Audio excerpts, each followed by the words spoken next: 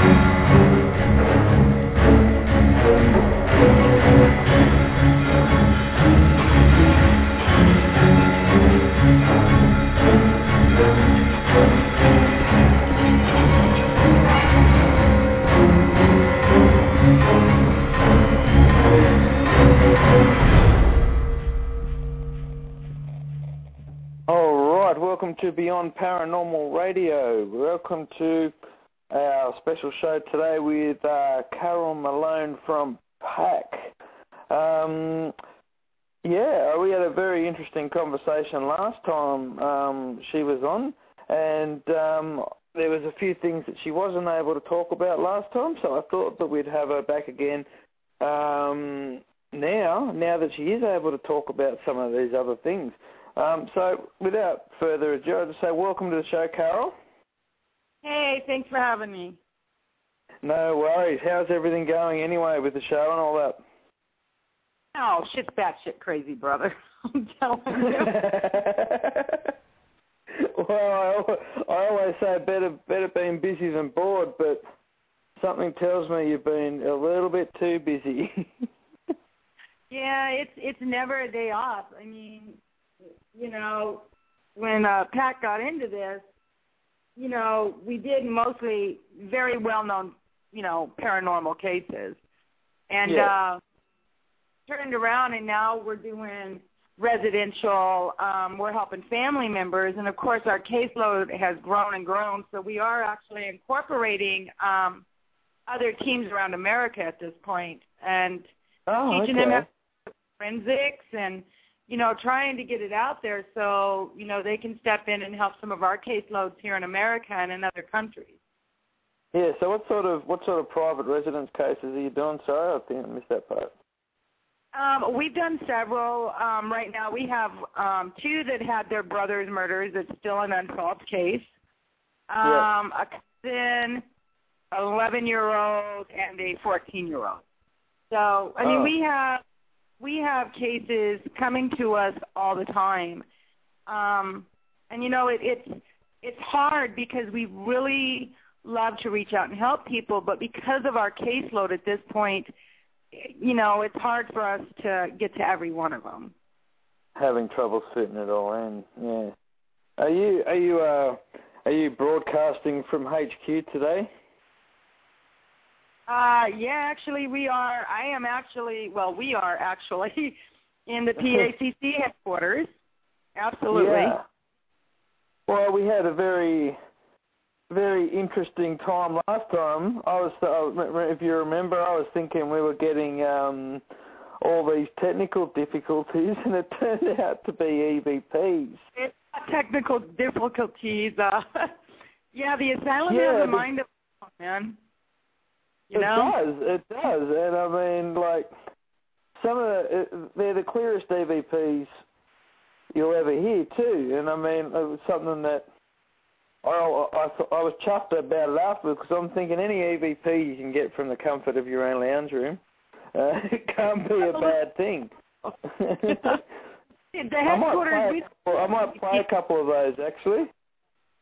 Huh? I might play a couple of the EVPs, actually, because I've got... Oh, absolutely. You should have been here a couple nights ago. The show is actually going to start from the PACC headquarters here, because it is such an active place. And the cemetery next door to us just kind of kicks it up. It's an old family plot next door. Okay. So, yeah, she's been losing her mind a little bit lately, you know. Yeah, well, I saw you posted the other day, actually, that the asylum was driving you a bit nuts. Oh, it is not the answer, I'm telling you what. I mean, she likes things her way, and if you mess with her, boy, she will let you know. So I have 20-year seasoned investigators that will not sleep in room 3 without the lights on and a pit bull, you know. Well, I can imagine doors slamming and stuff getting a bit old after a while. So we tune a lot of it out now, but people that haven't been here, it takes them by shock, especially when you hear somebody behind you laughing at you. You know, kind of freaks them out a little. But we're hoping to actually.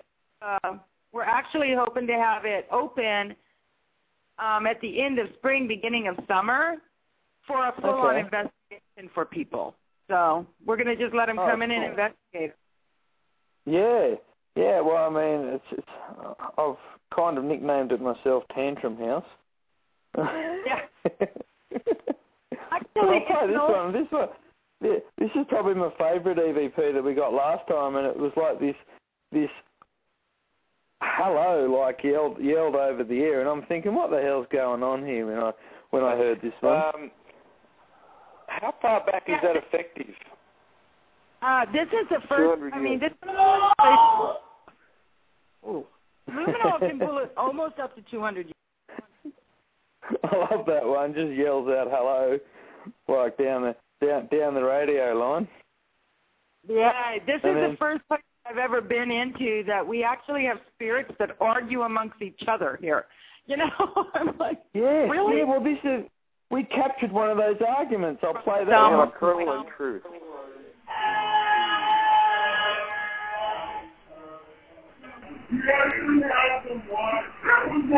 Yeah, I'm sorry. I'm hearing a lot of interference. Yeah, well, I know where that's coming from. Yeah, a lot of interference. I think about that point, I was starting to get really frustrated. I thought, nothing's going my way today. Well, I tell the spirits every time that I do a show, they're more than welcome to step up and say whatever they want. They are, because like I said, I don't mind getting EVPs from the comfort of my own lounge chair. No. That's all good. But anyway, we'll jump straight into business. One of the cases that we couldn't talk about last time was the Amityville case. Absolutely, and that is because we did have to see. Anytime people have to understand with the Amityville case, with cases like that, you know, there's a part of people that want the demonic part of it to be real, and it's because of the human fear factor. We want things that are going to challenge us, and you know, people just don't understand. Look, bottom line is, you know, a demon didn't get up in the middle of the night, grab the gun, and shoot these people. The Feo did. Yeah. No. And it's, people really need to think before they watch these movies, because even though demonic is real, there is very, very few cases of true demonic out there. I mean, think about it now. That one lady just stabbed her children because she thought they were possessed. You know, I'm sorry. I think it was like them just being a 4- and 5-year-old, you know? Yeah. Like, I mean, is it just me, or is every man and his dog in the States at the moment doing an Amityville case? I'm sorry? There seems to be so many people in the States at the moment doing Amityville investigations and that sort of thing. You know what? I spent 13 years of my life on that case, and I'll tell you what, when I closed the books on it, I'm glad I did. Because that case, I mean, if you truly read over the police documents, what DeFeo himself says, everything in line with the Amityville case, you guys, I mean, people aren't stupid. They can read the reports. I believe they're even online. And you will see the truth for yourself. You just have to get past that whole the demon ate my baby shit. Yeah. So what did the police report initially say about the Amityville case? Now, when they first took DeFeo into custody, they actually took him in as a protective order. Because DeFeo had claimed, you know, the ties to the mafia with his family, which are very, very true. DeFeo absolutely had connections in the mafia family. And then his story changed to, you know, it was a guy who his dad owed money to. And so the police started seeing his case unravel. And as DeFeo started coming down from the LSD and PCP, you know, he did drugs a lot. So he was jonesing for him, and, you know, he finally gave up the confession. Now, it was not DeFeo that actually came up with the story of Amityville. It was actually Mr. Webb, who was his attorney, and he did that because he was a good friend of the Lutzes. He had to get the Lutzes out of a house that they just couldn't afford, you know, and he had to get DeFeo off of murder trial, so an insanity plea would help them both. So Webb himself sat down with the Lutzes in the Lutzes house. Now, this is on record. This is on court record. And you guys are more than welcome to go look this up. Webb himself actually came up with the story of the Amityville. And that was just a ploy to get Ronald DeFeo off for insanity and get the Lutzes out of a house. Now, because they had, when the movie came out, they had what was called a gag order in place. So they couldn't really talk about it. You guys have to remember, the Lutzes didn't make the Amityville house. The Warrens didn't make the Amityville house. The Amityville house made them. They didn't make it famous. It made them famous. So, you know, they're making all this money. Well, you know, and you can't really talk about it because you're under a gag order. So, unfortunately, Amityville, the story was born, but a lot of people didn't see the truth. What they saw is what Mr. Webb himself had come up with over 2 bottles of wine at the Lutz's house. This is all in court transcripts. Yeah. The Lutz's sued him. So, well, tried to sue him.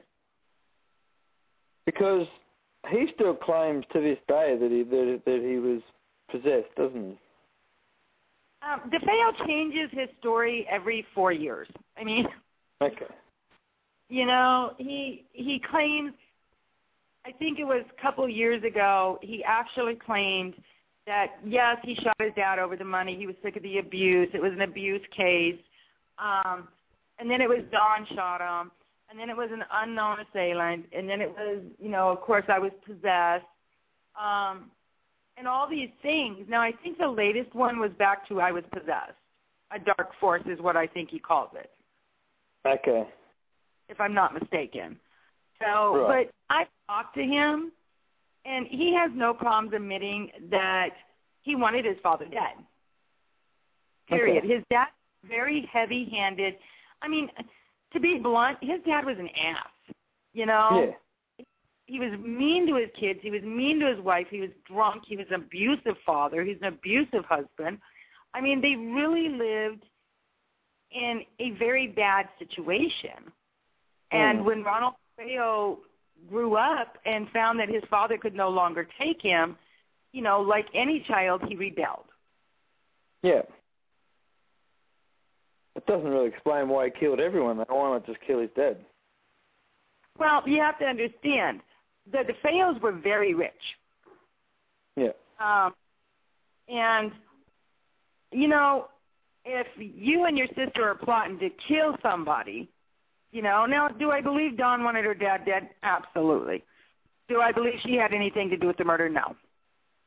Now, if you guys get out of a relationship, out of a family situation, an abusive family situation, and you turned around, and the only way you felt that you could be out of that situation for good and safe was to kill the mom and dad, and then you would inherit the house, you would inherit the Buick dealership, you would inherit it all. Yeah. But there's one problem. The younger siblings would have inherited just as much. And the younger siblings would have gone to his grandparents, and that would have sent the money to his grandparents. So he could no longer have them in play because that was cutting into his money. Now, you have to remember, DeFeo, it was in the 70s, you guys. It was 74. Drugs were at an all-time high. Everybody did them. And DeFeo just got really, really caught up on it. Yeah. So it was just really an abusive family life gone really bad. Yeah. Yeah. Yeah, obviously there was something going on there. I think the drugs probably played a big part in it. When you started looking into the case, obviously the police records and the court records were the first part you looked at.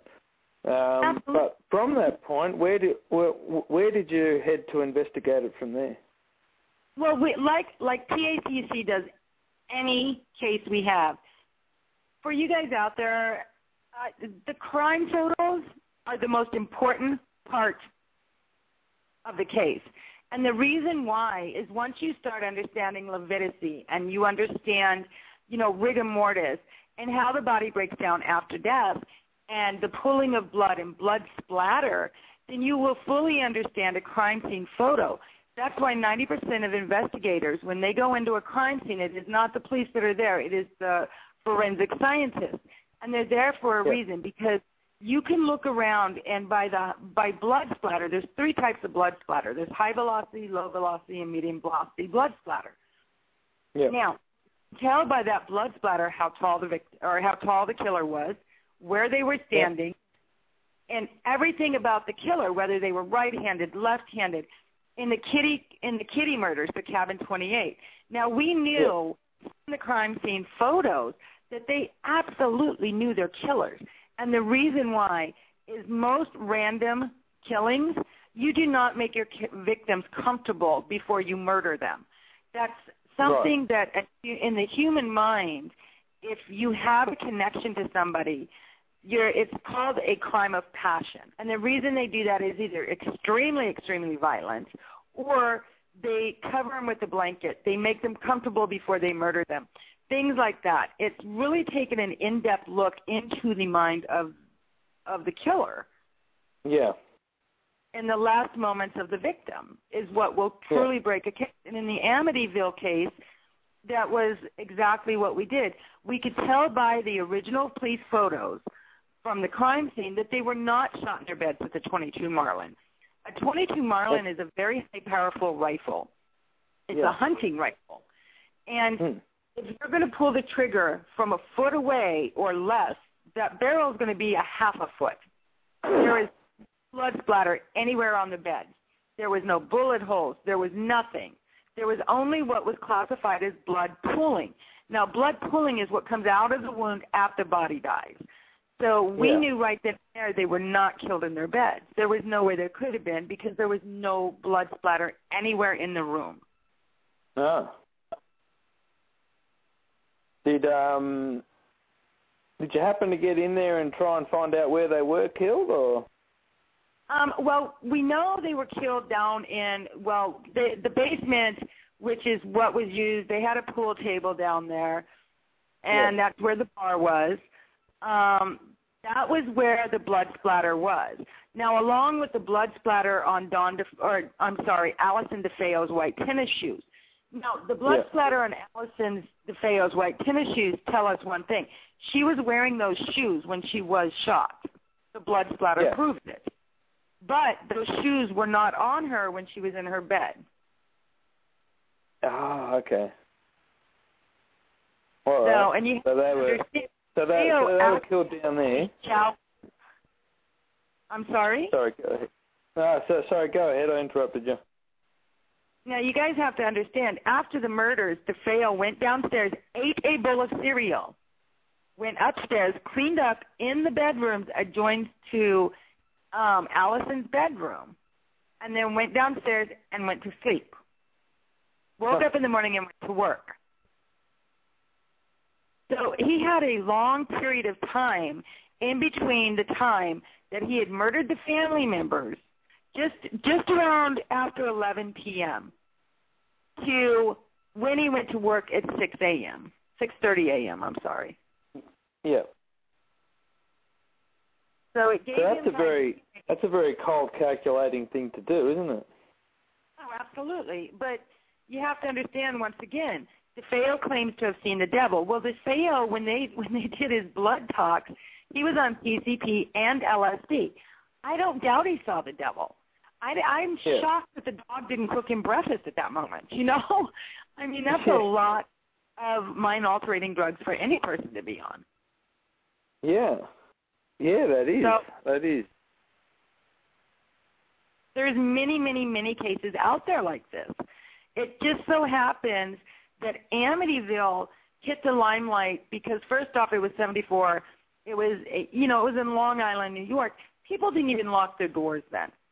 So when this crime hit, it was the biggest thing to hit Amityville ever because Amityville is a very prestiged area. So, of course, it overshadowed this beautiful, picturesque town. It literally shocked through the town. Yeah. I mean, I think the biggest part of this case too is like people who have moved in since haven't had issues. No, there has never been one claim other than the Luxes of that house ever being haunted, ever. Yeah. Because I think there was stories floating around at one point that there was 2 families that had issues in that house. Well, that was actually, and people have seen the house that's for sale. Well, okay, you guys, the house that's up for sale is actually, or was up for sale last year, is actually the house that they filmed in New Jersey. And that house definitely has, they have had claims that there is activity in that house. But the Amityville house on Long Island, there has never been another family that has claimed it ever to be haunted. Right. So, I mean, look at the Ed Gein case. That's another case of a person who just was not all mentally there. I mean, this guy literally, took his victims, peeled their skin, and was trying to remake his mother after she died with their flesh. He had cereal bowls. And if you guys Google this, you can actually see the skull bowl that went on the black market and sold for $1.8 million. Jeez. He was eating cereal out of their skull. He's Ed Gein. He's the one who he's the one Texas Chainsaw Massacre. Yeah. Absolutely. And the town there actually didn't want another Amityville story, so they burnt his house to the ground. Yeah. So did you look into his case too, or is that just the case that you know of? Well, the Ed Gein, it wasn't one of our cases. I mean, I looked into it just because the Ed Gein case fascinates me. And the reason why is everybody who's ever seen Bates Motel, not the one that's on now, but the original, where his mother was like, no woman will ever love you. She was very possessive, you know what I mean? And she just did a real number on his head. Well, when she passed away, something in his mind just snapped. And this is the same guy that would go out and, literally take people and hang them and make suits because he was trying to rebuild his mother. The Cletus Reese case is another case much like the Gein case. I mean, there are hundreds of cases out there much like this that are far worse than Amityville could ever be, except for it didn't get the hype that Amityville got. Therefore, these cases fall by the wayside. Yeah. Well, his was fairly early on, wasn't he? Wasn't it, Gein? Yeah, Gein was actually in the 80s. Yeah. I believe it was in the 80s. Reese's was in the 80s. There was a lot of big serial killers around then that sort of didn't get much notoriety. Yeah. Because I think they were kind of tried to cover them up. Because wasn't the Green River Killer in the 80s too? Oh, the Green River Killer in Seattle. Yeah. Yeah. He hunted what, hundreds of women. Yeah. Correct? Yeah, that was his claim. I think his claim was he killed hundreds of women, but I don't think they were ever able to prove how many he actually did kill. Exactly, but see, yet he didn't get as much notoriety because, you know, people try to, especially law enforcement, towns, they will try to sweep this stuff under the rug. But think about it. Yeah. You don't want that clouding your town. Nobody does. No. And I mean that Green River killer, the reason he got away for so long was because he didn't fit the normal profile of a serial killer. Absolutely, but see, what we've actually found out is there is no normal profile for a serial killer. There just isn't. Yeah. Now, the MOs. Now, a serial killer will not stray from his MO.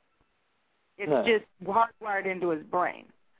But there's no fit description for a serial killer. And that's true horror right there, because you don't know if your neighbor's that person. You don't know if the school teacher that is teaching your kids is that person, because there is no profile for a serial killer. There's no, hey, this has brown hair or whatever.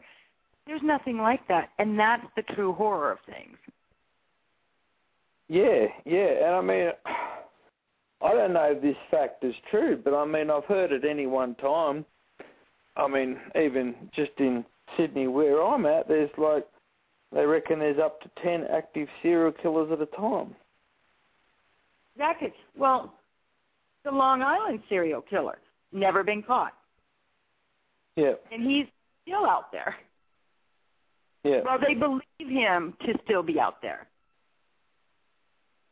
Yeah, that's you know, true. This is, people, you know, we get, especially us in the paranormal field, we get so caught up with, you know, the dead sometimes that we don't pay attention to the living.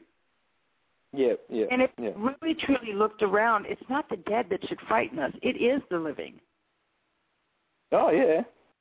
Yeah. Yeah. That's probably my favourite saying on an investigation when I go out somewhere. It says, not the dead we've got to look out for here, it's the living.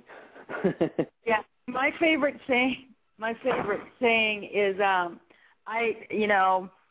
don't like the living, that's why I play with the dead, you know? But anybody that knows me absolutely tell you I am not a big living person fan. I'm really not, you know? Yeah, No. well, I mean, when society's going downhill, I guess it's a bit hard not to feel that way, you know, when society's going downhill like it is. Well, exactly, and not only that, but, I mean, a lot of paranormal investigators, you know, they investigate empty buildings or buildings, you know. We actually investigate, I mean, we get the worst of the worst. When we step in, there's been a murder. You know, there is an unsolved crime or there is a missing person. And 90% of the time, that missing person is not going to be a search and rescue. It's going to end up being a search and recovery. And so we see the worst of the worst. And so for us, it's a whole different ballgame because PACC believes that with a lot of these cases, the Marilyn Monroe, her famous haunting, Cabin 28. Now, even though the town has been shut down for years, people, hundreds upon hundreds of people that have driven through that town have seen two teenage boys walking on the same street, covered in blood, thought they were in a car accident. When they go to pull over, the boys disappear. Now, these are people that have never known each other, never talked to each other, ever, didn't even know the Kitty murder case. But yet, there's been... That Cabin 28, that's the Kitty murders, okay. Yeah, there's been that hundreds. Cabin's gone now, isn't it? I'm sorry? That cabin's gone now, isn't it? The cabin itself is gone. The other cabins do remain. The restaurant does remain. Okay. They only took the cabin down because another thing, much like the Ed Gein case, they didn't want it up. It was somebody's request that the cabin came down. Well, that probably is a good thing. I mean, I investigated a case a while ago, which was actually, there was an old abandoned house on the back of a caravan park, the back of a holiday park, and there'd been there'd been 2 cabins there, and there'd been a murder in each of the damn cabins. And they knocked one of them down, but they kept, they were houses, sorry. They knocked one down, but they kept the other one there. Well, think about it, though. A lot of times, think about this. What is a spirit? What is a ghost? It is energy, correct? Yeah. It is scientifically proven that the human body is made of what? Energy. Scientifically proven you cannot kill, cannot destroy, cannot recreate, and cannot displace energy. So when the human body dies, where does that energy go? It has to go somewhere. Yeah. You can't destroy it. So even if they take the building down, it doesn't matter. That energy is imploded around that area. That's why a lot of times you'll get people that move into a house that's only been built, and we've had this happen a couple times, maybe 2 or 3 months old, and they're having activity. It's not because anybody ever died in the house. It's the energy force imploded into the atmosphere around in that area where the murder or where the tragedy actually happened. Yeah. Yeah, well, I mean, the funny thing about this case that I was talking about was it actually the spirits actually moved into a neighbouring house, so they didn't actually knock on the house down. Didn't actually make them go away. It just moved them on to a nearby house. So I mean, I think in saying that it had become a land-based haunt. Yeah, well, see, and that's another thing. And in this field, I was taught by Dr. Barry Taft, who's a brilliant parapsychologist. By the way, that was my teacher. But, you know, so many times in this field, we tend to forget that, you know, it's not just about the hauntings. It's actually we need to get to the core of what we are searching for. I mean, we know it's energy. But we know there's a residual energy. We know there's intelligent energy. But think about this. What about trace memory theory? You know, that could very well play into a lot of the paranormal field. But a lot of us get so caught up in locations. You know, Pinhurst, which I absolutely love, FYI. That's my holy grail of paranormal is Pinhurst Asylum. Absolutely love the place. And you were there recently? Yes. Huh? You were there fairly recently on an event. Actually, our event at Pinhurst is March 15th. Unfortunately, it hasn't come in. Yeah, it's sold out, but we do have the St. Albans, which is another insane asylum, and then I believe we have Alcatraz and Waverly. We have a couple others. Waverly, that's on my bucket list for sure, that one. Waverly's a great place. It really is. But people have to understand it's not the buildings that are haunted. It's the atmosphere surrounding. It's the energy within that building. Because even like graveyards, people have seen spirits walking down roads. You know, people have seen them in graveyards. Well, think about it. It's not, there's no location there. It's the energy that's in the atmosphere surrounding us.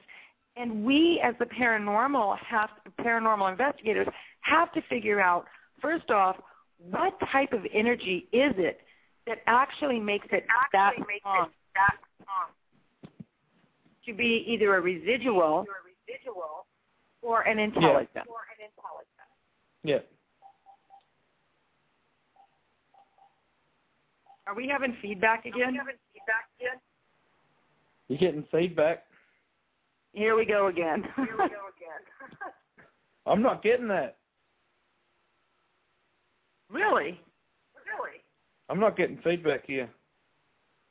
It's not on my end. That's strange. I'm not getting feedback. Huh. Is it still going? Oh, yeah. That's strange. We're going to have to check after the show. Yeah. Oh, So just, I got a voice then. Did you really? Yeah, I got an extra voice come through then. That's strange. But anyway, that's nothing new for these shows, is it? It's nothing new for these. No. Can you tell us a little bit about the Marilyn Monroe case? Absolutely. That is a case that PACC has actually been working on for over a year. We have some experts that we are going to be calling in, and what PACC does, and for you guys out there that do not know what PACC does, there has to be three elements to a case before PACC will even touch it. First off, claims of a haunting. How many people have actually the claims of hauntings, and how many years have the claims been going on? Secondly, are there enough documentation to a case for PAC to step in and make a difference and figure out who did what, solve the case? And the third is, if we can solve this case, is it something that we can step into and have either the death certificate changed? Can we be able to go to the DA, which we work with DAs, we work with the local police, and have that, hand them the evidence and make a difference, either have the killer caught or have, the death certificate changed.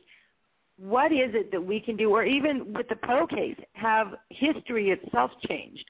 Without those three elements, the ACC does not touch a case. It's something that we don't do. But the case is, like the Marilyn Monroe case, it's on her death certificate, it's classified as suicide. Now, PACC has the concrete evidence it was not suicide. Yeah. We have deathbed confession that it was not suicide. And PACC is heading out to L.A. I believe it's March 24th through the 27th, where if anybody's out there in L.A., we are having an after-filming party. It is free. You can come and just hang out with PACC. Keep your eye on Haunted Entertainment. Don will be telling you where that's at. But we actually are petitioning the L.A. courts, and we are working with the DA at the L.A. courts to actually have Marilyn Monroe's death certificate changed from suicide, from probable suicide to medical malpractice or murder. Because we have the evidence that shows that it absolutely was not suicide. Is that just because of the deathbed confession? No, it's got so many different things to it. The crime scene photos, everything about it. We have witnesses that are coming forth. Yeah. We have concrete evidence. We won't step into a court of law without the concrete evidence because they would laugh us out. Yeah. So when we step into any case, we make sure that our evidence is airtight. Yeah. Airtight. And, I mean, much like the Edgar Allan Poe case, we can concrete prove that Edgar Allan Poe did not die of alcoholism, you guys. And that's going to be on the show. And, we post that on our website for a reason. Because we want the people to see all the documentation that we have. And the reason we do that is because we don't go and just tell somebody, hey, this is what happened. We give them the documents. We give them every bit of the case, and we say, here it all is. Read through it, and you make your decision. Right. Now, we do play our EVPs. I mean, you know what I mean? We do put up our EVPs and stuff because if we can put a stop to these murders, hopefully we can set the spirit at rest, I mean, it's a theory, much in the paranormal field is a theory, but this is our theory, and this is what we're attempting to do. We're attempting to bring the voice back to the dead. Yep. So, but the Maryland case is a great case. Yeah, well, with the Maryland case, you went through all, FBI documents and everything, too, didn't you? Oh, absolutely. We have, There is actually recorded. Marilyn Monroe's bedroom was bugged the night she died. Okay. Now, she had it done for security reasons, for her own security reasons. Those tapes are still out there today. We know who has them. We've actually heard them. What was on them? There was a fight between her and Bobby Kennedy. Well, an argument, not a physical fight. Between her and Bobby Kennedy, the conversation from the phone call of, Joe DiMaggio's son, things like that. It led up to right before she died. The tapes went all throughout the night. You can hear Greenblatt and everybody talking, the doctors, the coroners, the police. Because the wiretaps were not shut off or found until well after Marilyn Monroe's body was removed. Okay. So it recorded everything. Okay. We kept getting those damn voices from your asylum again. Yeah, like I said, for anybody out there, my asylum is definitely batshit crazy. Yeah. I guess part of the Marilyn Monroe case that I looked at was the factor of the diary. Now, they say the diary is missing, but, and I can't let this out, unfortunately, because this is our first episode, but we know who has the diary. Okay. We are actually doing a handwriting analysis on her diary to prove that it is or is not her true diary. Oh, so you guys got a hold of it? Well, we don't have it in our physical possession. When we go to L.A., we will. Oh, wow. Okay. So, it's actually a big conspiracy out there that no one seems to know where the diary is. Yeah, the diary is not missing, guys. I promise it really isn't. And you guys will be able to see that on the show. It really isn't missing. Oh, wow. Wow, that'll get rid of one conspiracy out there at least. Absolutely. And, that's what we're after. We don't want to turn around and have people believe another Amityville story or another, what was it, Haunting in Connecticut, or what was that show? Shit. Oh, sorry. Whatever hyped haunted house movies out right now. I don't watch TV, guys. So sorry. We want to give you the proof. We want to give you the evidence because any good investigator will stand alone on their evidence, and that's exactly what we do. Yeah. We get the evidence and we let you decide. Yeah. Like with her case, like what they say it was suicide. Like did they say drug overdose or something for Marilyn? They did drug overdose. But you guys have to remember, and I can give this little part away. I will give you a little. First off, there was 54 pills that she had been said to digest, okay? Now, anybody out there that knows anything about coroner's offices or lab reports or even doctor's offices, now, anytime you digest 54 pills, especially yellow jackets, they're called yellow jackets because they're going to leave a yellow dye behind. That's the whole reason they're named QB. Now, when they did the autopsy, Marilyn Monroe's stomach was completely empty. A body does not break down pills after death. Okay. So there is no way, and most of the pills were caught in her throat. There was nothing in her.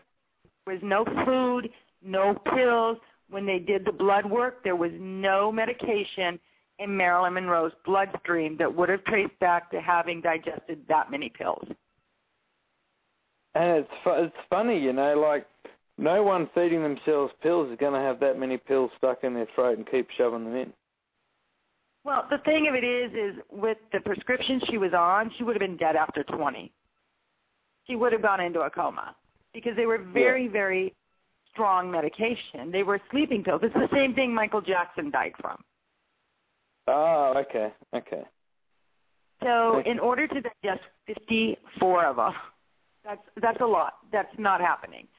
No. And your stomach completely empty, those pills, there would have been remains left in the stomach, and there just wasn't.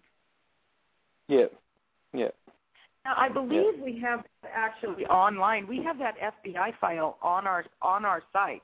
If you go to past cases on the PACC website, you can absolutely see all the documentation for yourself, the FBI files. Everything is right there. The coroner's report, FBI files, everything. Yeah, yeah. It's funny, a coroner, like doing an autopsy, you'd think would know better than putting a finding like that down when it kind of looked that obvious, you know? Well, I mean, because it was such a conspiracy case, or people were claiming it to be a conspiracy case, it really wasn't. It's because of who she hung out with that it was brushed under the rug, and who she was. Nothing more than that. She wouldn't have been. She was very politically minded. Exactly. If she wouldn't have been who she was, and she didn't hang out with who she hung out with, the case would have never been what it is today. Yeah. It would have just news. Exactly. I had someone on the show yesterday actually that asserted that it was only theory, of course, but asserted that Marilyn Monroe is going to divulge the UFO conspiracy. You know what? That is absolutely what we understand. I can't say if it's true or false, but that is our understanding. She was due to hold a press conference, actually, the morning that she was found dead. She was absolutely had the press conference set up. So absolutely. Yeah. Now, whether it was to divulge what was in that diary, or whether it was, which was mainly all the secrets of the Kennedy, a lot of stuff was in there, or if it was her announcement to remarry Joe DiMaggio, we can't tell you right now, but that is our theory. Okay. So I have to ask, who was on? Pardon? Who was it that was on? Who was on? It was Nick Redfern. Oh, there you go. Yeah. It was quite interesting that 2 interviews in 2 days have sort of brought up the same kind of assertion. Very interesting indeed. What led you? I was reading up on your Edgar Allan Poe case. Yeah. I was curious about what led you to start to even investigate that in the first place. Like, I didn't even know that that it was in question. Well, Edgar Allan Poe has always been kind of my hero. I mean, I love Edgar Allan Poe. Always have from the time I was young. I've loved his work. He actually wrote The Raven less than a block away from the insane asylum. Oh, okay. In Petersburg. So he is very much, I've always loved Edgar Allan Poe. And, anytime we dig into these cases and 2 and 2 doesn't equal up to 4, it kind of gets our attention. You know what I mean? Yeah. So we're not one of those people that can, look at a case and if it's not adding up, pass it by. Because we will be up all night looking through the documents, searching everything we can. And Edgar Allan Poe's case is absolutely fascinating because at that point in time, you guys have to understand, Edgar Allan Poe, and I can give this little tidbit away too. My manager's going to kill me, right? Well, just give him my Facebook address and he can have a go at me instead. That's okay. I'll just say you strong-armed me. Yeah, that's it. I pushed you to answer. Kennedy, sorry.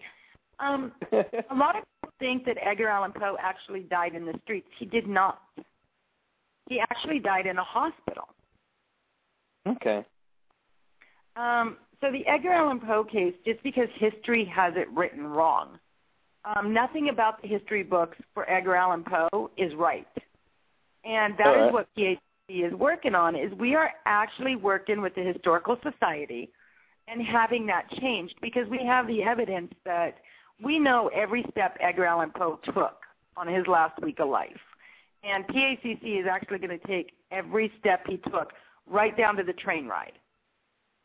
Wow. Because sometimes in order to figure this out, you have to take the steps. And it's, I mean, think about it, it's fun anyways. I mean, you know, you get to stay the night at Edgar Allan Poe's house. So I'm okay with that, which is extremely haunted. If you guys ever get a chance when the Poe house opens up in Baltimore, go. You will not be disappointed, ever. Yeah, that's pretty, that would be a pretty nuts place to go and see. Oh, and they've done so much work on it. I mean, they've really, really restored it back to its original. It's amazing what they've done. It truly is. So you tracked all his movements right down to where he actually did die? Absolutely.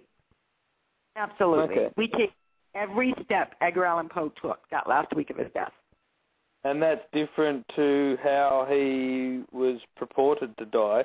So how do you go about changing that in history books?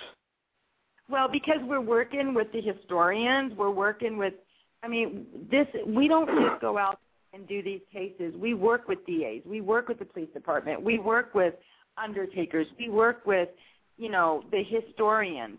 We work with all these people. And that's PACC's main goal. If we can't turn around and make a difference, then we're not going to pick up the case. Yeah. Because we have so many cases out there we absolutely can make a difference on, that we have a 2.5-year backlog on cases right now. That's not counting our private cases. That's only counting the well-known cases. Okay. So what other high-profile cases are you kind of working on right now? We have, of course, as everybody out there knows, Doll Island. Doll Island is absolutely an unsolved murder. Most people don't know what that. What happened out there? Because I don't really know about that one. Oh, Google Doll Island, dude. That place is creepy. I don't like dolls anyways, and this has thousands upon thousands of creepy little dolls hanging from trees. They're everywhere. They're like, it's like the island threw up dolls. You know, hanging from trees. We have, of course, the Dahlia case, George Reeves. We have the Long Island serial killer, the redhead cigar girl. I mean, we have a lot of cases. That's just some of them off the top of my head. We have hundreds. We have castles. We have, I mean, it's off the chain on how many cases we have. Yeah. Well, I've just Googled Doll Island. Isn't that a creepy island? I mean, I have 3 words right now. What the hell? Yeah, basically. Wait till you step foot on that island. You're going to be like, oh, I don't want to stay here. You know? If you do not like scary dolls, this is not the place for you. Ew. And those dolls actually will turn their heads and open their eyes. It is the creepiest place on the face of the earth, I swear to God. We have Ghost Island in Japan. Now, that's a really, really cool case. Ghost Island in Japan? Mm-hmm. It's an island where 50,000 people actually jump to their death. The whole thing is like, if anybody's ever seen Chernobyl Diaries, where everything was just left, there's food on the counters, you know, the stores are fully stocked, everything. And 50,000 people jump to their death. Okay. Does anyone have an explanation as to why? No. That's what we're trying to figure out. That's what you're figuring out? That's going to be that's going to be a strange case, that one, I'm sure. Well, considering we're stuck on the island for 2 days and they're not coming back for us for 2 days, yeah, that's going to be interesting. All I keep thinking of is like Chernobyl Diaries movie. You know, I'm like, oh shit, you know. Yeah. Well, I'm people. I don't know. Being a demonologist, I can't help but look at the demon angle on that kind of thing. It's just so weird that, there's no rhyme or reason for it. No. And those are the cases we take on. Like I said, and I'm gonna say this again, because if there is a team out there that wants to learn forensics, and I don't care if you're in the United States, we have cases that we would love. I will personally pay for your online courses. And the reason why is we have too many cases for PACC to handle. Yeah. So we're definitely looking for affiliated teams. So where do you have cases exactly? We have cases all over America. We have them in Japan. We have them in Mexico. We have a few in Australia. We have one in Britain. So we have quite a bit. Because my team in Australia would be very interested in getting involved in this sort of stuff just quietly. Absolutely. We could use all the help we can use, and it's not for us. It's actually for the people. It's for the spirit. I find all this stuff completely amazingly interesting, and when it comes down to it, it's kind of true investigation, and it's the kind of investigation style that's actually going to bring paranormal out of the dark ages. Absolutely. And, we don't believe, like PACC does not believe, hey, that's mine, or hey, that's mine, or hey, that's mine. We believe that the more people that we have working these cases, it doesn't matter if we solve it or somebody else solves it. If the case gets solved and you not only help the living, but you give a voice back to the dead, that's what matters to us. We could give excuse my language, I could give a shit less who solves the case.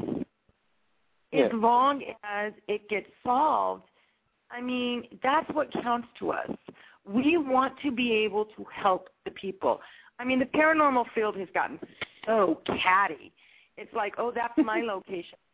It doesn't matter if you've been in this field 100 years or 2 days, because you know what? That person that's been in this field for 2 days absolutely could be the one to break the field wide open. It's about having enough sense to sit back and say, it's not all about me. It's not all about my team. It's about, let's go out there and figure out what's truly going on. Because without that type of mentality, we might as well just stay in the dark ages, because it's never going to get better. No, well, I think it's something that, when it comes down to it, I think even though the paranormal's been around for a very long time, it's still in infant stages, Absolutely. And everyone's kind of clambering over each other to get their little slice of the pie. But does it matter? Does it matter if you get a slice or a taste? As long as we figure out what is truly going on, it doesn't matter who figures it out. Because even if somebody else figures it out, it gives everybody the knowledge, and with that knowledge, we can all move forward. And so many people don't understand that. Yeah, well, the thing is, I'm not even going to sit here and shine anyone on or friggin' BS about anything. I'm not even going to sit here and say that I have never been involved in some of the para BS around. In fact, I've been slap bang center of it at times. You know what? I am known as the paranormal gypsy bitch, period. Anybody out there will tell you that I don't hold my tongue to anybody. And you know what, the way I look at it, you want to slam me, go ahead. Because push comes to shove, no matter what you say, I'm still out there in the grind every day. So say what you want to say about me. I don't give a rat's ass. Because bottom line, I'm not in this field to make friends. I'm in this field to figure out exactly what's going on. And we are the only team that incorporates forensic science in with the paranormal and cold cases. And you know what? If somebody else comes to me and says, hey, look, can you teach me? I'd be like, yeah, let's do this. And the reason why is because the more people that we have out there talking, hey, maybe this is this way or maybe this is this way. We are not a closed-minded group. You know, if somebody brings something to us and they have a valid point, even though my opinion may be different than their opinion, I'll step back from my opinion and take a look at their opinion because, you know, nobody's ever right 100% of the time. No.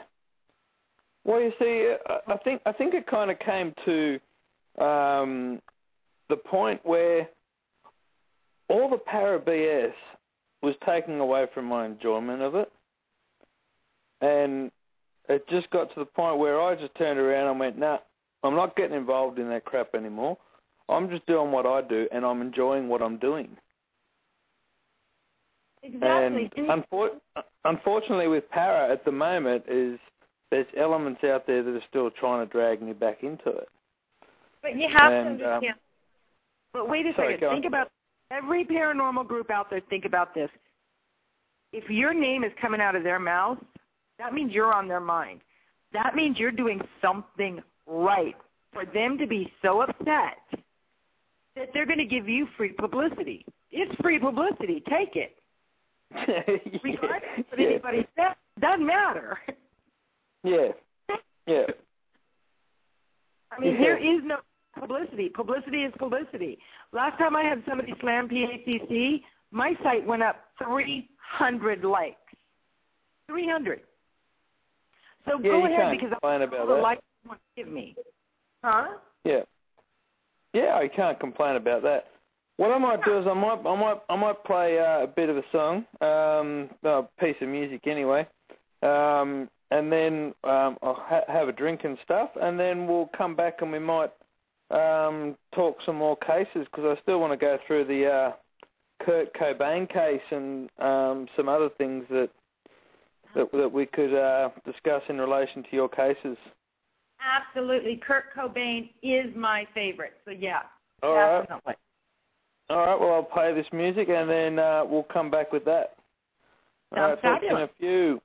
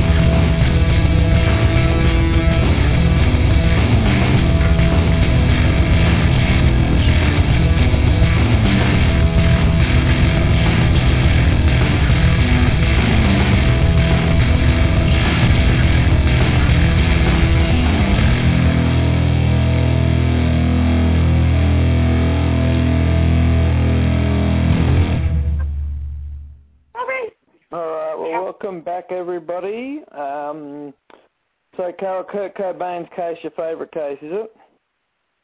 Oh, hey, sorry about that. I was just talking to my crazy team members. Give me 1 second. Hang on, give me 1 sec. Yeah, all right, all right. What I might do, I might play some of the pieces you got last time. This one I'm unsure what it is saying, but I'll play this one anyway. Wow, you are really breaking up. What's that? You're really breaking up. Am I? Yeah, maybe it's here. Hang on. Hang on 1 sec. This house. Where? Sorry, give me 1 second. You still there? Yeah, can you hear me? Hang on, I'm going to attempt to move to a different part of the asylum. Okay, can you hear me any better? Yeah, I can hear you fine. You seem to be coming through fine on mine. I'm sorry? I said you seem to be coming through fine on mine. Wow, I can barely hear you at all. Really? Yes, you sound like you're underwater.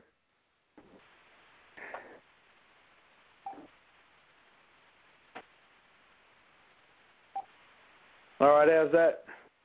Much better. Much better? Yeah, I can hear you perfectly fine now.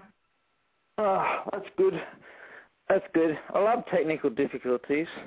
Well, I am 111-year-old mental asylums.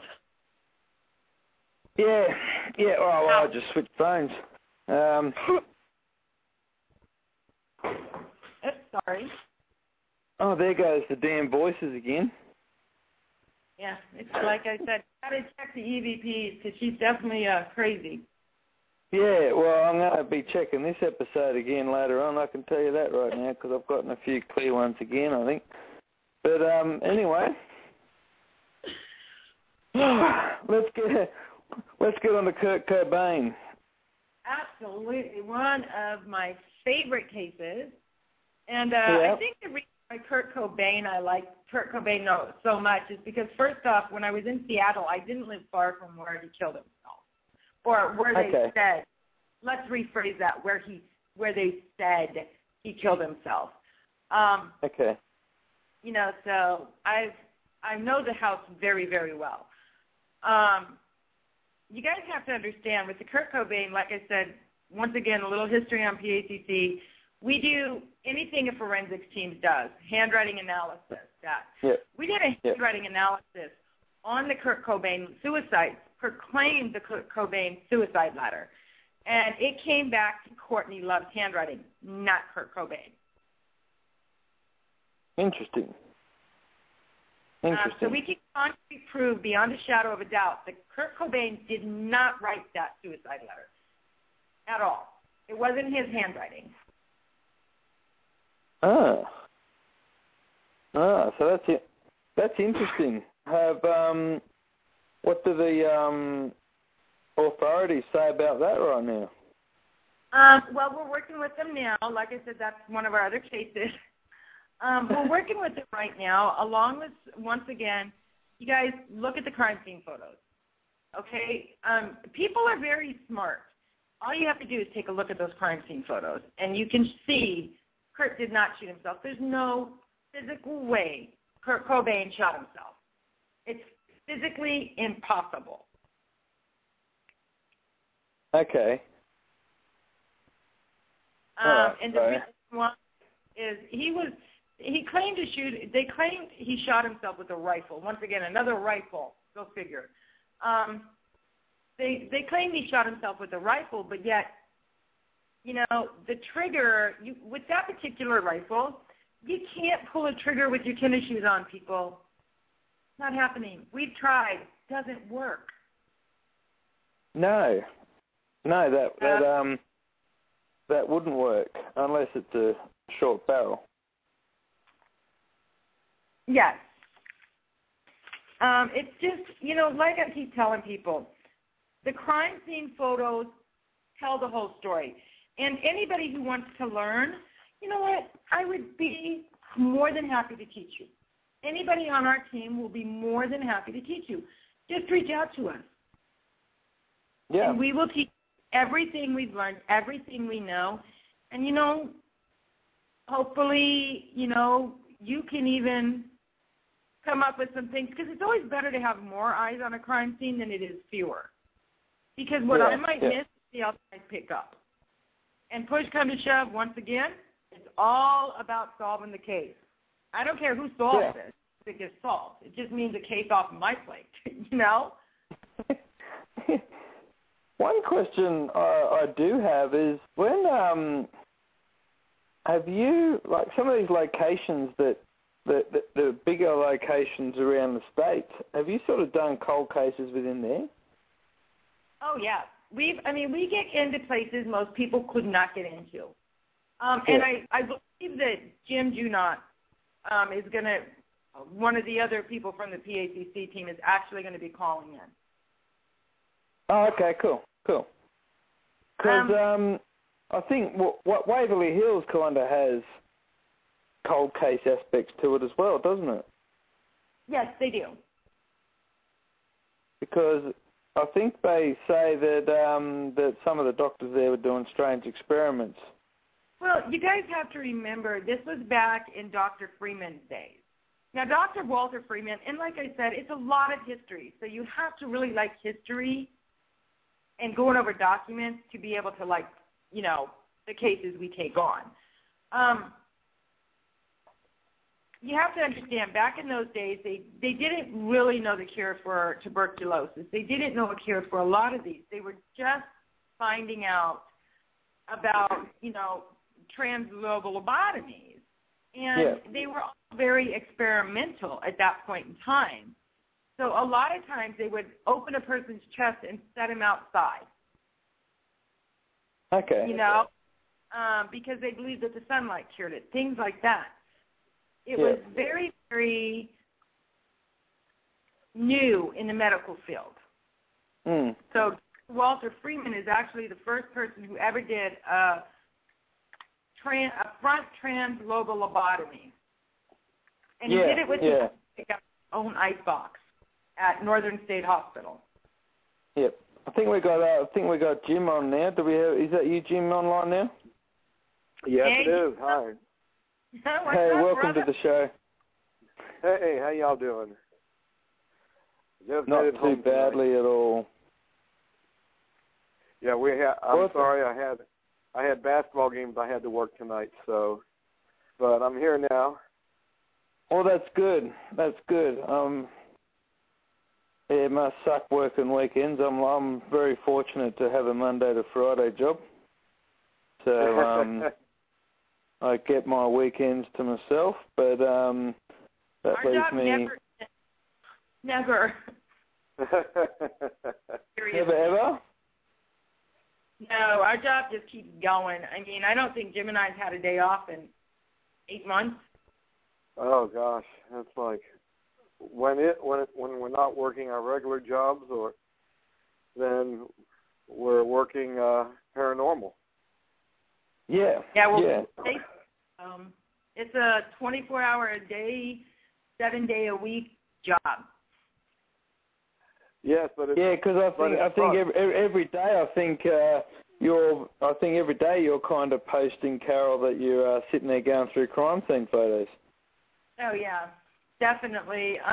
You know, to me, that's what I do. I mean, every PACC member plays a huge part in PACC. Yeah. And we don't really believe like one person's the head of PACC, and you know what I mean. We all work together. Yeah. I mean, tell me about each of the roles that everyone takes on. Well, I personally take on the crime scene photos, things like that. Jim handles every bit of the documentation.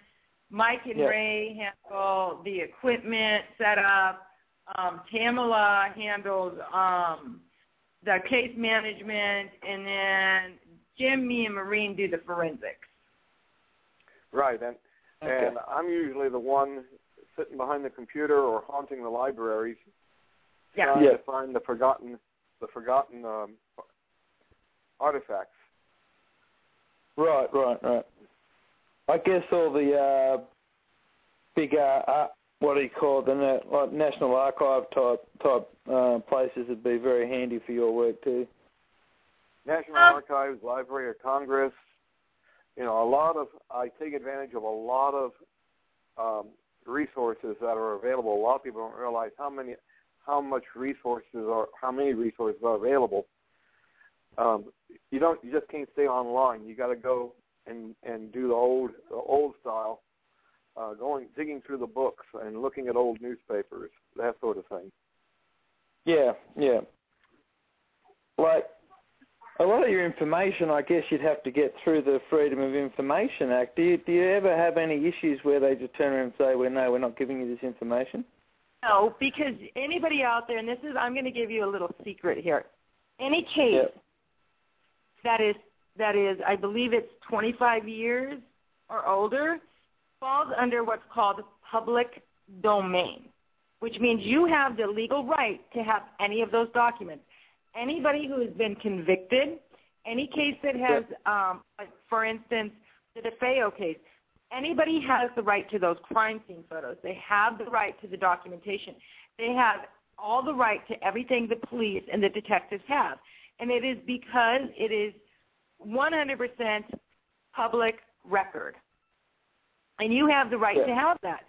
You just have to petition for it. A lot of people don't know that. Yeah, because I mean I think that would probably be the biggest question I had with in relation to getting that information would be in relation to the Marilyn Monroe case, because that was kind of looked at as a national security the thing of it situation in the eyes of the government.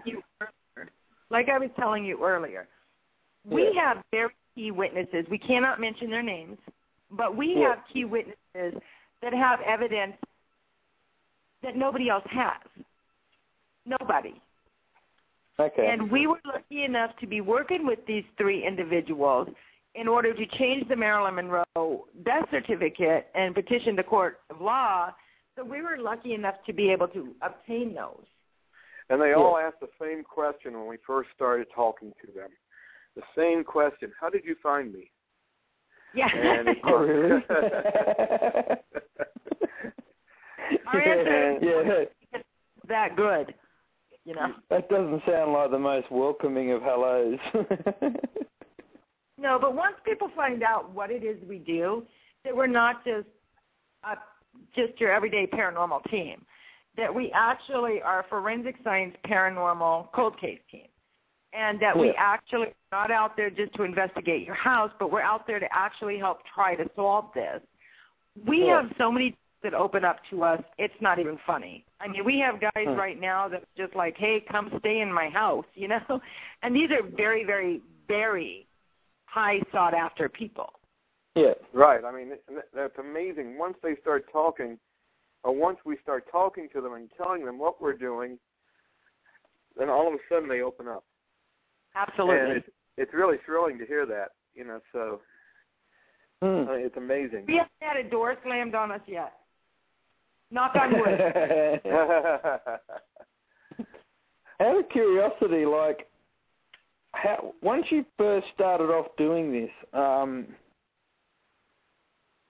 guess like law enforcement agencies and FBI and all those sort of ones, they probably would have looked at you a bit funny. How long did it take before they actually started opening up and taking you seriously?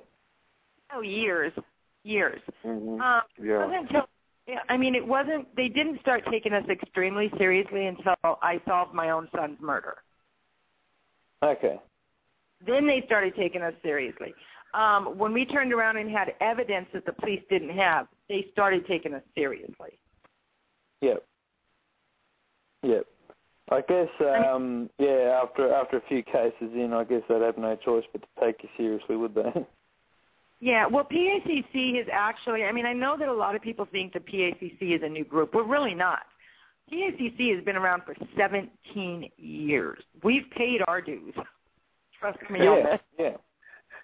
But it's just because of the cases that we handle that within the last couple of years we've really had a lot of recognition.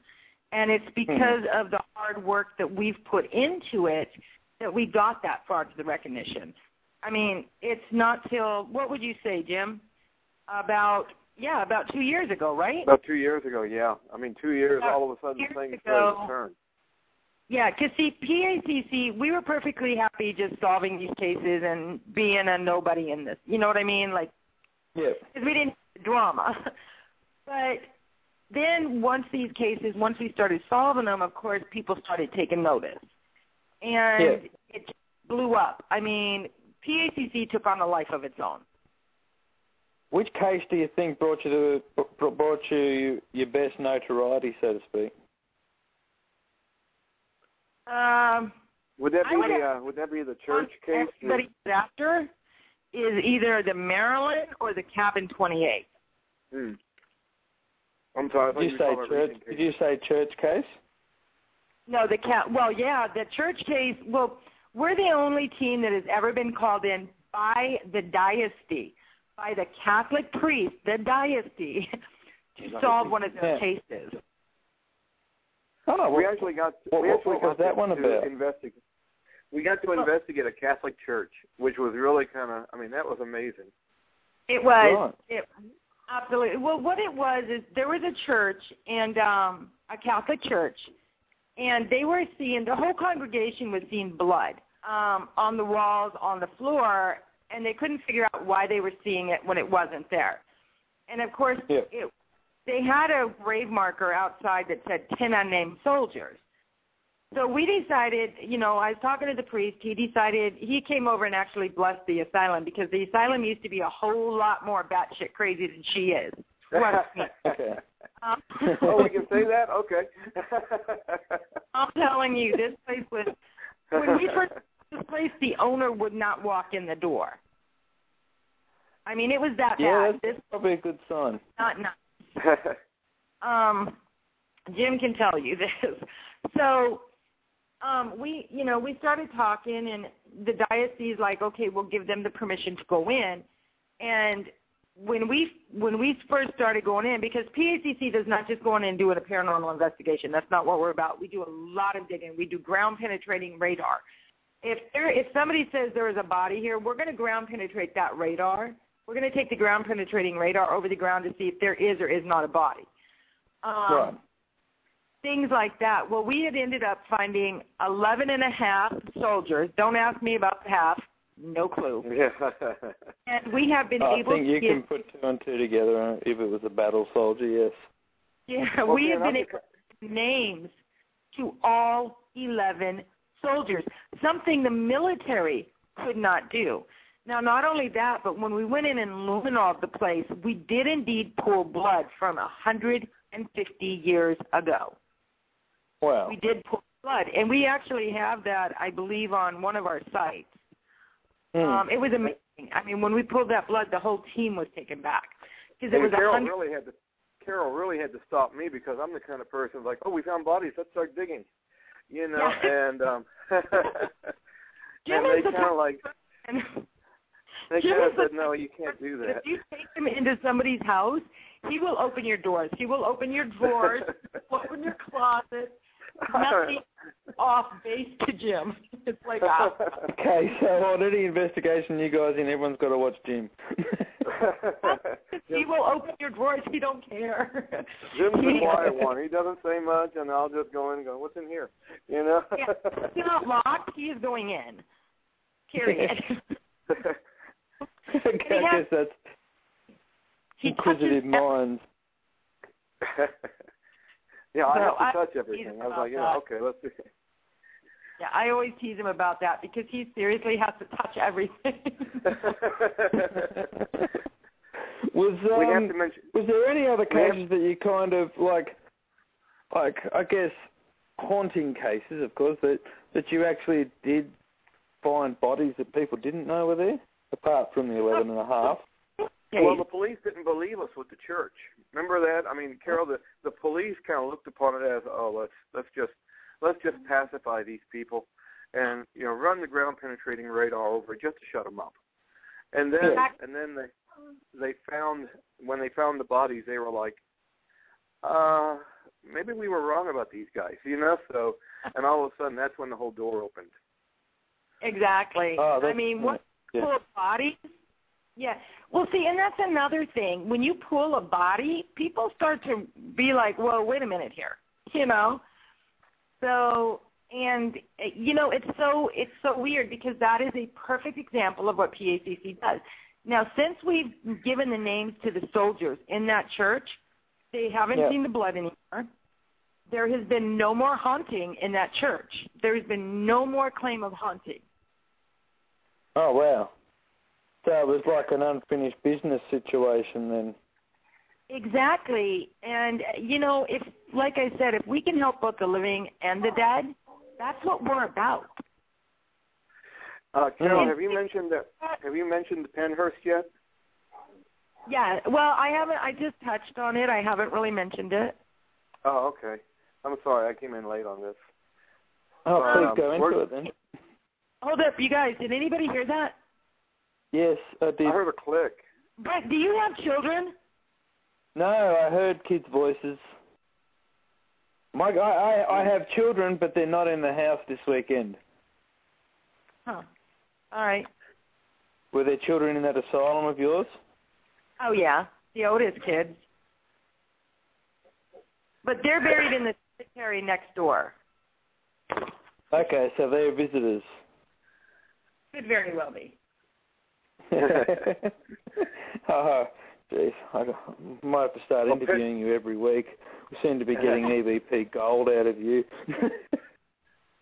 But Pennhurst is where we're going to be at. We're going to be at Pennhurst in 2 weeks. And we're going to be investigating that asylum up there in Pennsylvania. Now, we'll also have our blood tent. That's right. Anytime we do an event, we take our blood tent with us. People love the blood tent. You're going to get splattered with blood. Okay, Peter, no worries. We did not sacrifice any small animals to get the blood. Don't trip. Okay? No, you just raided the abattoir. Yeah, no animals were harmed during the making of the blood. No, I'm kidding. I want to know where Peter gets the blood after they throw. He probably just sat there and chewed on about 500 blood pills. No, we just sacrifice small kids. We don't like them. We like animals. I'm joking. That was a joke. Hence the children's voices in the background. No, but we do the blood tent, and a lot of people like it because they get splattered with blood, and then we show them the luminol and the blood spot pattern, which is really cool. Yeah. I mean, it just teaches them how blood splatter patterns can play in, and it's a lot of fun to do. We have the blood tent. We also have St. Albans coming up March. What is that? That's March. Pennhurst is March 15th. So it's May 9th is when we have St. Albans. Right, uh-huh. Okay. Yeah. But, so the way I look at this, Brent, and I mean, we're no better than any other team out there. We're really not. We just got lucky. That's it. It's been working hard. That's what it comes down to. It's just because we do something so offbeat and so different. Us being better, we don't believe ourselves to be better than anybody. We're just a paranormal forensics team out there doing the same thing everybody else is. We're searching for the answer. And, that's... Did you guys have an Alcatraz event coming up, too, at some point? Absolutely. We do have an Alcatraz event. We have not gotten a date back on that. I believe it's the end of summer. Right. Is that a Don Gomez event, too? Absolutely. Every one of our events is held through Don Gomez. Because ever since I heard about your Alcatraz event, I've been salivating because I've been to Alcatraz, and ever since I started and that was before I got into the paranormal. So ever since I got into the paranormal, I've been dreaming about going back there again because I seem to have pretty good success in jails. You'll have to make a special trip and come to that one. I reckon I would have to. I'll make sure I keep an eye out for that one because that'd be absolutely insane, that one. So we did just get a case in, actually, last week. Pamela got a case from Australia that we actually are going to. Are you coming out? We might be. I know we're going to Japan. Oh, we're going. Yeah, we are. We're going to Ghost Island in Japan. Yes, and I know that Pamela did a case in Australia that we might be going to for the show. Oh, cool. Well, that'd be awesome. Make sure you look me up. You just come out. So. We're invading your house. What are you talking about? Great. All right. Carol can provide the alcohol. Hey, you know what? I live close enough to the moonshiners. I can do that. Yeah, but whether you'll get it through customs or not. Yeah, well, I have a way of getting what I want. Yeah. Like I was having a look at this ghost island. That looks amazing. How long are you going to spend there? I think we're on the island for 2 days. I think we're in Japan for, 10 days total. When is this? When? Because I got to get my passport. This isn't until season 2, Jim. Huh? What's that? This isn't until next year. Oh, that's cool. Okay. Okay, yes, so you got Ghost Island, like, you could probably spend, it looks like you could spend 10 days on that island and still not cover it. Yeah, that's probably true. The only one of us that has a passport so far is the shepherd. Search and Rescue Dog has his passport. We don't, but he does.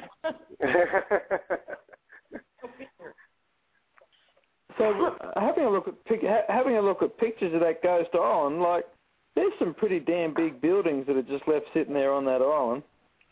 Yeah, it was just abandoned. I mean, looking at the story of that island was just incredible. It was like suddenly one day, I think it was inhabited by 5,000 people, and suddenly one day the government came in and said, "Okay, we're closing you down. Everybody has to leave." But didn't 50,000 people jump to their death? Mm-hmm. 50,000 people decided to kill myself all at one time. Let's just kill ourselves. Yeah, I mean, it's an amazing story. I mean, I don't know if you've been to our website, Brett, but right now we've just revealed with Edgar Allan Poe. Yeah, we through real old-fashioned research, digging through old records and stuff, we found we were able to rebuild his final days. I was going over that, Jim. What's that? I was going over that earlier. Oh, yeah, okay. It is very interesting though that apparently I don't even know why they'd report that he died in the street when he actually died in a hospital. That's the one question that's going through my head at the moment. Why? Yeah, he died in Washington College Hospital. Yeah. And we're actually going up to Baltimore in a little while. And we found that's the second case. So that's that's March. That's April. Yeah, that's in April, and we've actually found the place where he died, and I want to go in there. I mean, to me, that's a door to be opened. Yeah. Any door is a door to be opened. We just went through that 5 minutes ago, didn't we? Yes.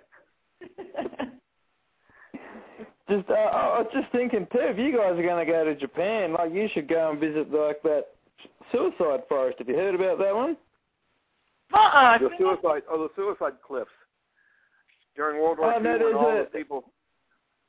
There's a forest under Mount Fuji.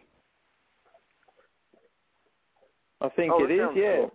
That sounds and cool, it's a suicide forest, and people, hundreds of people a year go in there to kill themselves. Yeah, I remember reading about that at some point. Not recently, but I've read about that in the past. Yeah, don't tell anybody. We'll investigate it. Yeah. And they find ribbons actually going into the forest, apparently so their bodies get found or whatever. It sounds like an absolutely trippy place.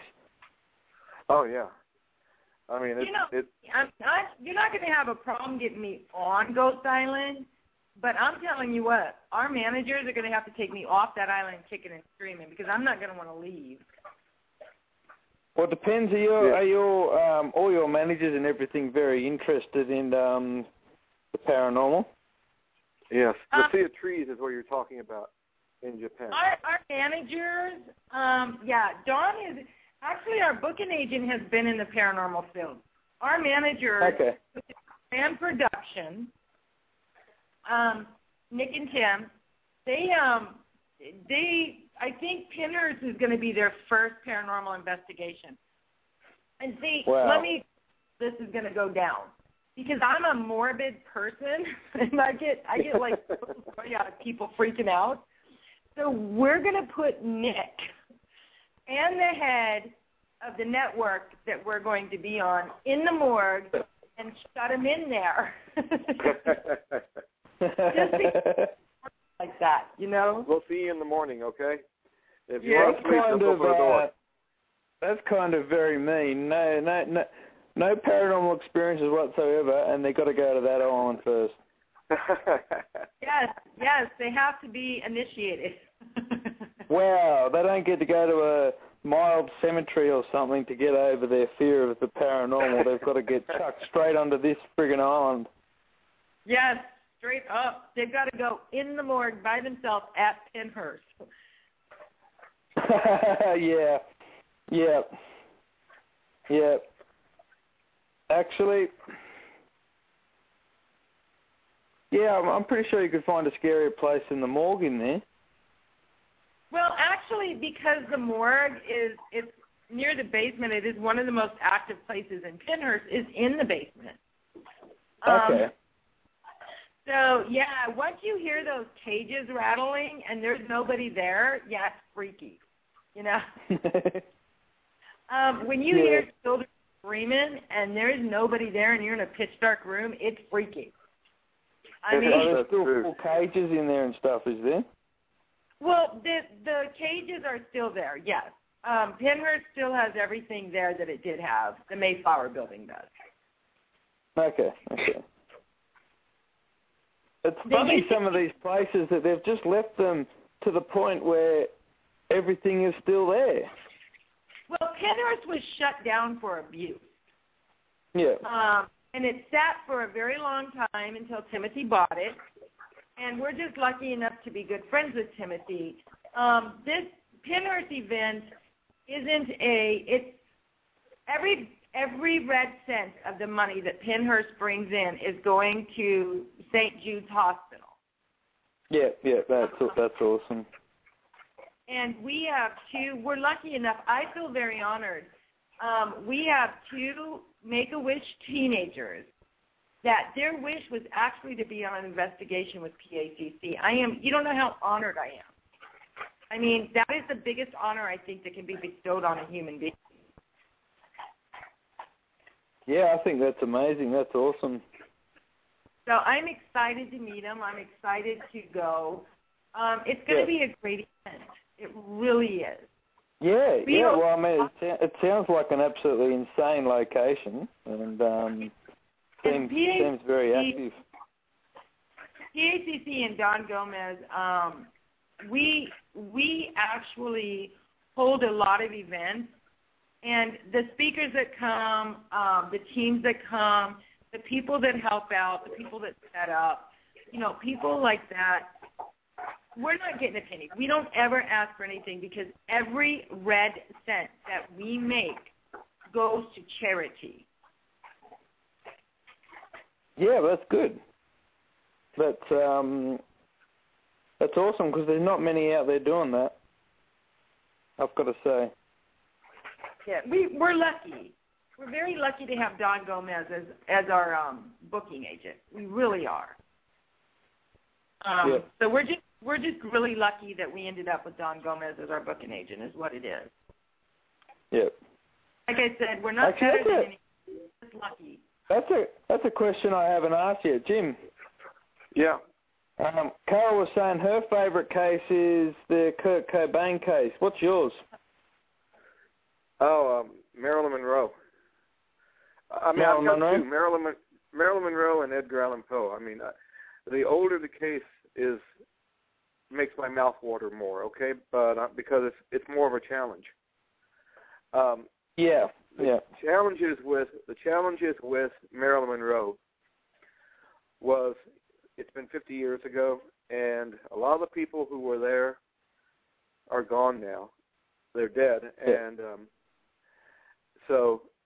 but you know, that's a challenge of finding people who were still there. Now with Edgar Allan Poe, everybody's dead. So the challenge with that was sifting through the misinformation that has been formed over the decades about this individual. And the only way to do proper research is to let the research guide you. Don't discount anything. Look at it all. And then make an informed decision on what actually happened. You know, we can prove without a shadow of a doubt that Poe did not take a drink, not a drop, when he was discovered in Baltimore. He was sober. The doctor, the old medical reports stated that he did not smell of alcohol. He did not seem inebriated. And when they tried to give him, it was either bourbon or brandy. I have to look at my notes to make sure. But when they tried to give him an alcoholic drink as a stimulant, which is what they did in those days, he refused it. So he was not drunk when they found him. You know, we were able to discover, and we found an old newspaper from back in 1879. Okay.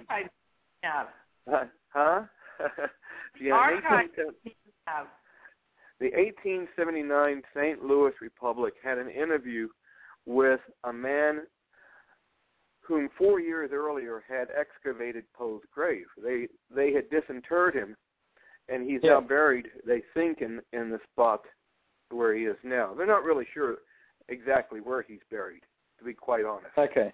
They think he's in this area. They think they dug up the right person and buried in this spot.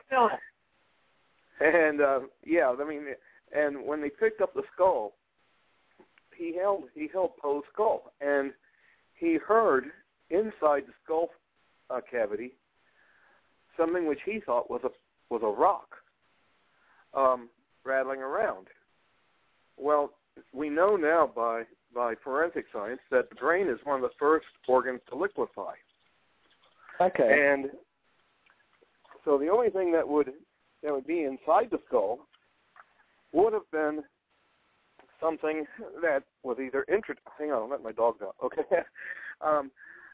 The only thing that would have been inside the skull would have been a rock, which somehow would have gotten into the casket before he was disinterred, or a brain aneurysm or tumor.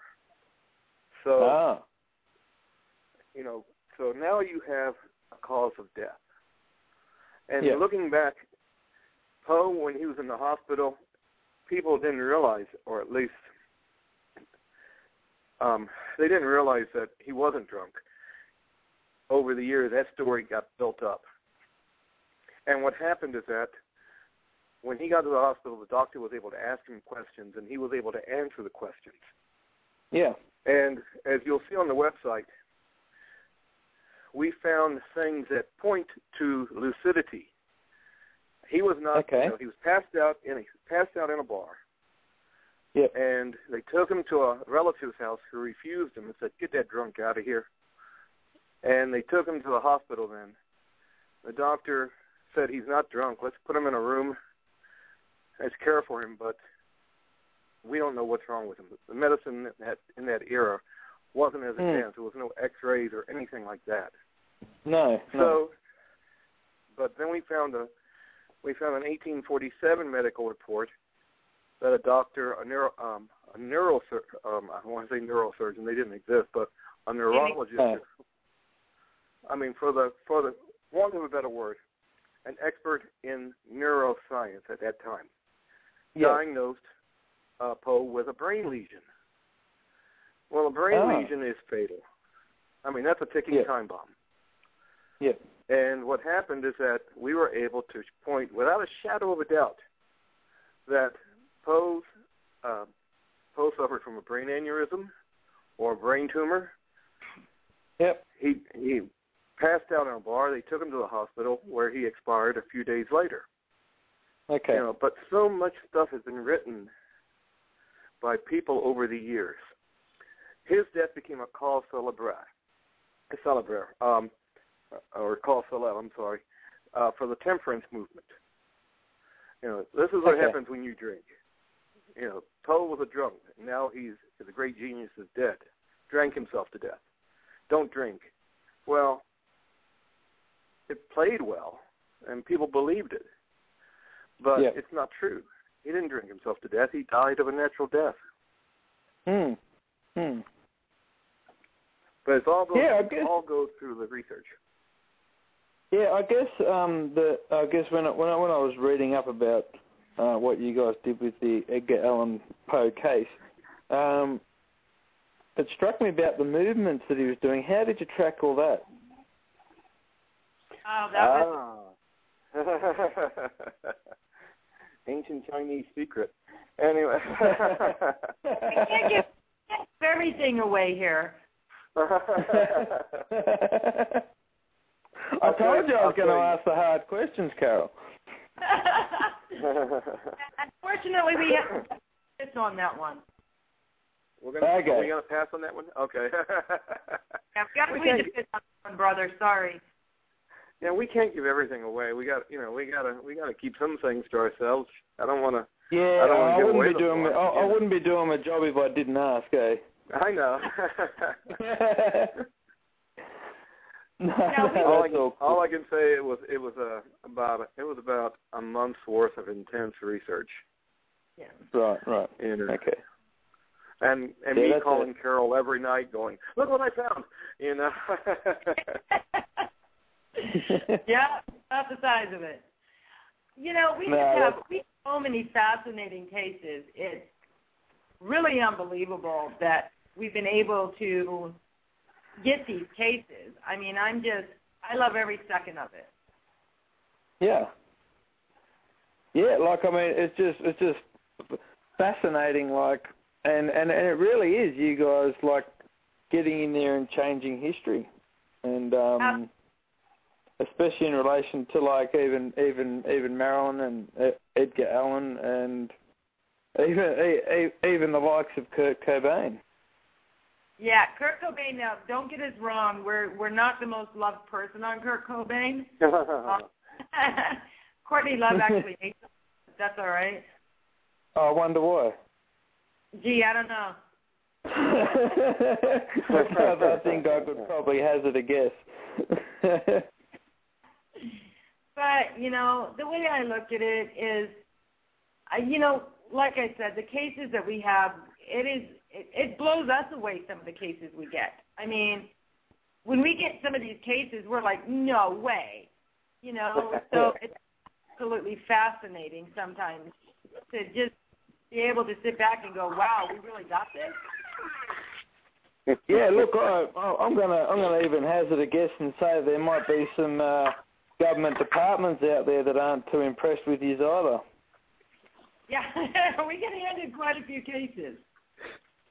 I remember about 10 years ago, the U.S. Marshal Service was not upset with me, but annoyed with me. Okay, we'll put it that way, because I had found a presidential order from, I believe, Warren G. Harding, or you know, it's been such a long time, I can't recall everything, but what happened is that I was working with another person at the time, and we were researching women in law enforcement.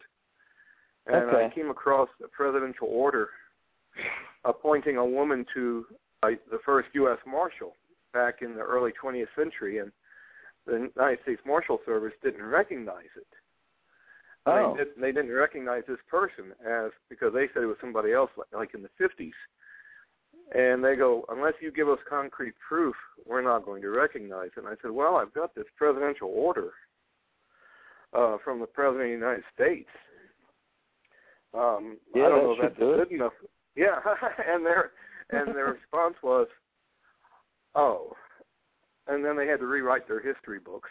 So, yeah, they were a little bit annoyed, but I guess they were grateful in the long run. Hope so. Haven't been pulled over. Yeah. Well, I mean, they should be, because, I mean, what's the use of having history books if they're all wrong? Exactly, and, well, take the case of Edgar Allan Poe again. History books don't know they're wrong, until we point it out. Yeah. Yeah. Marilyn Monroe is another case, Which one was that, sorry? What's that? I'm sorry? Which case was that, Jim? Well, the Marilyn Monroe case is another one. Oh, yeah. Throughout history, people say, well, she died of a drug overdose, suicide. No. I can't go into any more detail than that, but no, it wasn't a suicide. Yeah, it's absolutely not. Well, if she was about to expose UFOs, you might get some visit from the Men in Black soon. Yeah, I've already had a visit from them. Don't like them too much. I may have You've got a Men in Black story. Remember. I know. I'm telling you, they don't look nice. Did you say, Carl, that you had a Men in Black story? Oh, yeah, I was approached by the FBI. Oh, yeah. Oh, okay. Yeah, nice. So you met the FBI Men in Black, not the alien Men in Black. Oh, no, I met the FBI Men in Black. Yeah. I may have been visited by the alien Men in Black, but I don't remember because they had a little. Oh, okay.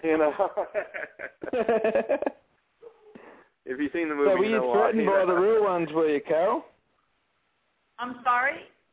Were you threatened by the real ones? Oh, well, yeah, pretty much.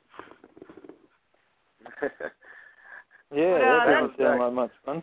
Day, my friend. That was when I actually worked. That was when I worked for the Calacurcios, the mob. Oh, okay. Oh gosh. Oh boy. Yeah, that's a whole nother show right there. Oh, me. Yeah, and I'm telling you, Jack, those guys do not play nice. No, I don't fancy they would. No, they don't. No mobsters do. All right. I think we're kind of... Once again, if you don't mind, anybody out there that's interested in what we do, and it sounds like something you might be interested in, please, all you have to do is hit us up on either Facebook, go to our website, hit us up on Twitter. Go to Twitter, don't mind. On Facebook. And you know what? We'd be glad. We could use affiliated teams. We are so backed on cases, it's unreal. Yeah, well, I mean, like I was saying before, hit me up after the show, Carol. Absolutely. My team here in Australia would be very keen to be a PACC affiliated team. We would actually love that. I mean, we've got cases all over, and we just cannot get to them all, unfortunately. And I don't want to ever turn anybody down. Yeah. All right. Well, do you guys want to give the details of where everyone can find you anyway? Yeah, Jim, go ahead. Well, Facebook to start, which is Paranormal Cold Cases. You'll actually see the Paranormal Association of Cold Case logo right on there. And then we have the website, which, Jim, I'm going to let you tell them about that. Right, that's Paranormal Association of ColdCases.com. And then, of course, Haunted Entertainment, just get a hold of Don Gomez. That is our booking agent. And we're on Twitter at GhostMind057. Cool. cool. I'm actually sitting on your site now doing a while we were talking about the Ghost Island, I was actually doing your virtual tour that you've got. Oh, what do you think of it? It's awesome. Like, it's most certainly on my bucket list looking at it. Yeah, Jim is definitely our webmaster. Yeah, well, that is awesome, and I say to everybody who's listening, get out there and have a look at this. This is one of probably the most amazing places you'll probably see in your time. That's a fact. Yeah. But anyway, I want to really thank you guys for coming on, and no doubt I'm going to have to go through this again and try and pull out those EVPs again. Because I think we got a few this time. I don't think we got as many as last time. I think your asylum let us down tonight, Carol. Maybe they're asleep, I hope. Maybe I can get sleep. You never know. You're lucky in the big asylum. Yeah, well, I live in an asylum, so. Yeah. All right, well, once again, thanks for coming on, and you guys are welcome to come on anytime. And I will catch you guys on Facebook and around somewhere. Okay, yeah, and definitely contact Dawn and let her know that that you're interested in the Alcatraz. Yeah, definitely. Yeah, and I'll message you after this too about Okay, can I give our managers? Yeah, go for it. We definitely want to give a shout out to first off Grand Productions. Nick and Tim they're not only our managers, they're not only, overseeing our TV careers, but they're PACC family, much like Don Gomez and Haunted Entertainment. They're definitely PACC family, and honestly, without them, we don't know what we would do. They are absolutely just the glue that holds us together. And, I'm really hoping they hear this because we really want them to know how much we appreciate because they run our Facebook page, they run everything. So, I just want to give a shout out to them because they are absolutely phenomenal and part of PACC family. Well, that's awesome. That's awesome. It's always good to share the love. Well, anybody out there, if you want to learn, we'd be happy to teach you. Just hit us up. Right. We aren't really nice people. I'm not always a gypsy bitch. I was waiting for the gypsy line today. I was going to bring it up myself earlier, but then I thought, no, I'll wait and see if Carol brings it up. Oh, I think everybody out there knows what a gypsy bitch I can be. I will, it is like a pit bull on a greasy pork chop if you piss me off. It really is. I hold nothing back. I mean, it's like, you piss me off, and it's off like a prom dress for me. I am on it. Crazy. Yeah, well, listening to your description, I think some days I might be a bit gypsy myself. I'm more of a quiet, steamed. Yeah, definitely cool. Yeah, you don't want to get me quiet. Yeah, you don't want to get me quiet. Thank you for having us on, and everybody out there, thank you for tuning in and letting us tell you a little bit about PACC.